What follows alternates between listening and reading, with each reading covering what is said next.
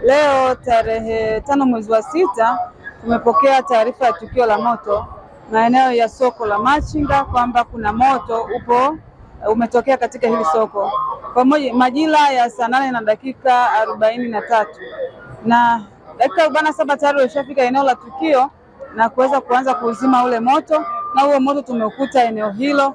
Moja kwa moja wapiganaji waliingia kazini na kuanza kuzima huo moto.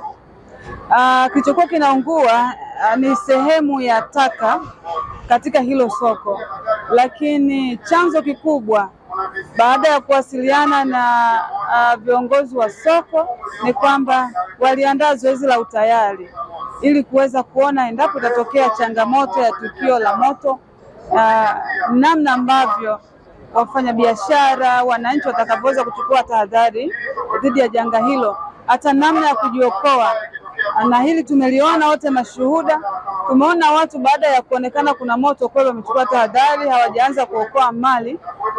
Kwa hiyo hili linadhihirisha kwamba elimu ambayo tunaitoa kila siku inafanya kazi.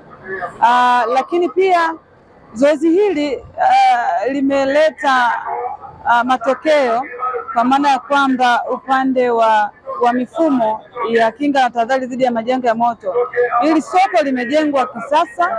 Tunashukuru serikali ya Jamhuri ya Muungano wa Tanzania, hili soko limeweza kujengwa kisasa, lakini pia wamezingatia miundombinu yote ya kinga na tahadhari dhidi ya majanga ya moto. Unaona wenyewe hapa nyuma, tunaona hapo kuna bomba tunaita fire hydrant, ambapo askari wameweza kupata maji pasipo kutoka eneo la tukio. Kwa ikitokea changamoto au dharura yoyote ya moto, uwezo wa kuchukua maji moja kwa moja katika hili eneo la soko upo, na hydrant zipo na zina mgandamizo au pressure ya kutosha. Kwa hiyo hili tunaipongeza sana serikali kwa sababu ya kuona umuhimu wa kinga na tahadhari dhidi ya majanga ya moto. Na si soko tu hili la Machinga Complex, lakini pia hata zoezi hili litaendelea katika masoko mengine. Tutafika Sabasaba na tutaenda maeneo mengine, soko la Chang'ombe, soko la Mavunde, soko la Ndugai hapa Dodoma. Tuna masoko katika wilaya zetu zote 7. Kwa hiyo maeneo hayo yote yatafanywa haya mazoezi, ambapo tayari ukaguzi umeshafanyika na wafanyabiashara wana taarifa hiyo, na tumeshauri vitu vya kuweza kuvifanya. Lakini sambamba na hilo, ni waombe wa Tanzania, ni waombe wananchi wa mkoa wa Dodoma, hususani wafanyabiashara katika masoko, waweze kuepuka kusogeza bidhaa zao kwenye barabara, kwenye njia za kupita magari. Hii itapelekea urahisi wa Jeshi la Zimamoto na Uokoaji kuweza kusogeza huduma ama kutoa huduma kwa wakati. Lakini jambo lingine ni kuweza kuepuka upande wa kuharibu miundombinu ya maji kwa ajili ya kuzima moto. Tumeona hapo kuna fire hydrant, lakini isipotunzwa vizuri itaharibiwa. Kwa hiyo wakumbuke wafanyabiashara, wakumbushe wananchi wa Dodoma, popote penye miundombinu hii ya maji ya kuzima moto tuitunze. Ni kitu ambacho ni kizuri sana kwa manufaa ya wafanyabiashara wote, kwa manufaa ya maisha na mali za Wanadodoma. Kwa hiyo jambo lingine, leo tulikuwa na siku ya kuadhimisha siku ya mazingira duniani tarehe 5 mwezi wa 6.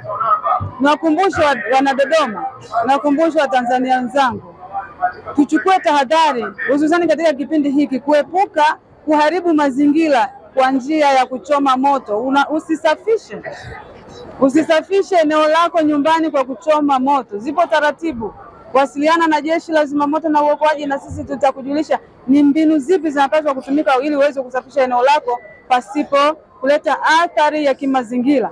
Lakini sio athari ya kimazingira tu, unapouanzisha ule moto, rasilimali hii ambayo ingeweza kuokoa soko letu leo, magari pamoja na maji na askari nguvu kazi, utaipoteza kwenye moto ambao umeutengeneza mwenyewe na ukakushinda na kupelekea usambae na kuchoma nyasi ama kuharibu mazingira.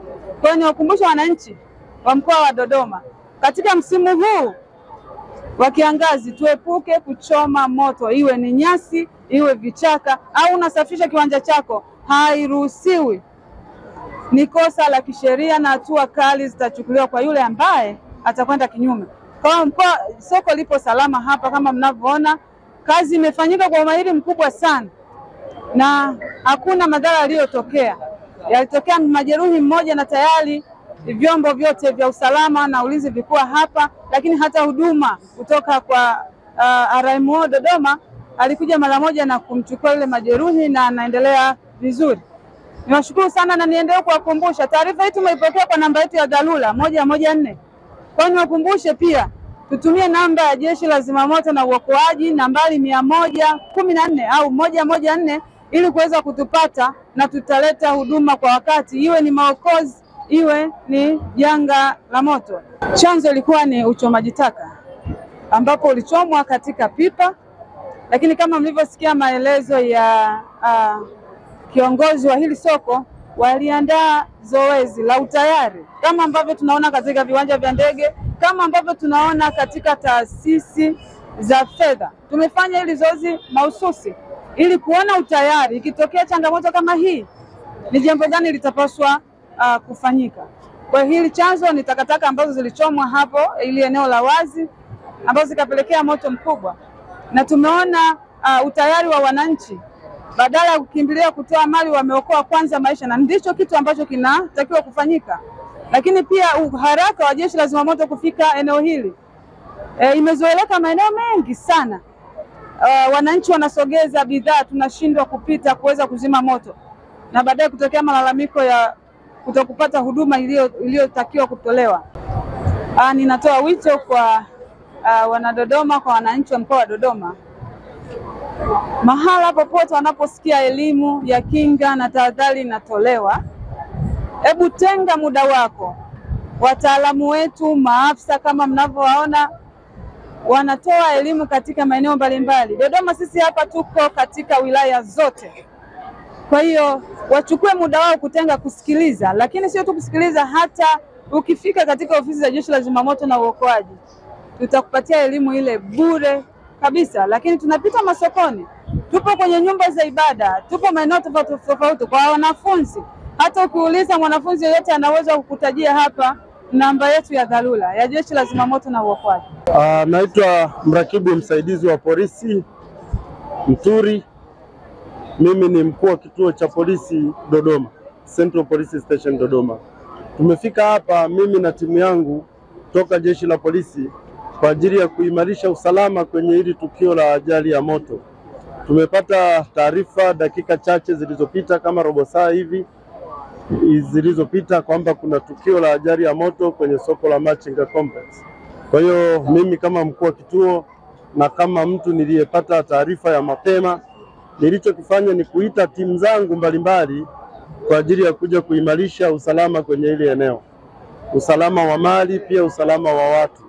Kwa hiyo timu mbalimbali za polisi zilikuwa hapa. Kulikuwa na timu ya forensic ilikuwa hapa, kulikuwa na timu ya CRT, lakini pia kulikuwa na askari wa doria walikuwa hapa kwa ajili ya kuimarisha ulinzi kwenye ile tukio la ajali ya moto. Ni kujiweka tayari, maana kunapokuwa na mkusanyiko wa watu, jambo lolote linaweza kutokea, jambo ovu linaweza kutokea, aidha la wizi, tukio la moto, ujambazi na mambo mengine kama haya. Kwa hiyo ni hali tu ya wananchi kujiweka tayari kwa lolote linazoweza kujitokeza, lakini pia sio kwa wananchi tu, hata kwa sisi askari. Kwa mfano, hao askari waliofika eneo hili walikuwa sehemu mbalimbali wakitekeleza majukumu yao ya kazi.